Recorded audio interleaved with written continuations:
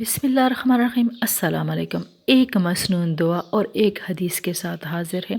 40 احادیث یاد کرنے کی بہت زیادہ فضیلت آئی ہے۔ حدیث کے مطابق جو شخص میری امت کے فائدے کے واسطے دین کی خاطر 40 احادیث یاد کرے گا اور سنائے گا تو قیامت کے دن اللہ تعالیٰ اسے عالموں اور شہیدوں کی جماعت میں اٹھائے گا اور اللہ تعالیٰ اسے فرمائے گا کہ تو جس راستے سے چاہے جنت میں داخل ہو۔ اس نمبر 14، لا تتخذوا القبور مساجدہ۔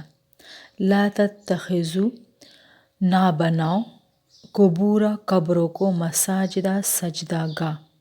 لا تتخذوا القبور مساجدہ، قبروں کو سجدہ گاہ نہ بناؤ۔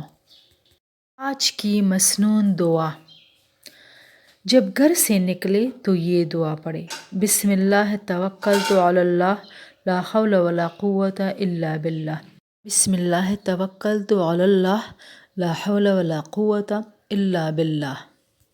میں اللہ کا نام لے کر گھر سے نکلا، میں نے اللہ پر بھروسہ کیا، گناہوں سے بچانا اور نیکیوں کی قوت دینا اللہ ہی کی طرف سے ہے۔ بسم اللہ توکلت علی اللہ لا حول ولا قوت الا باللہ۔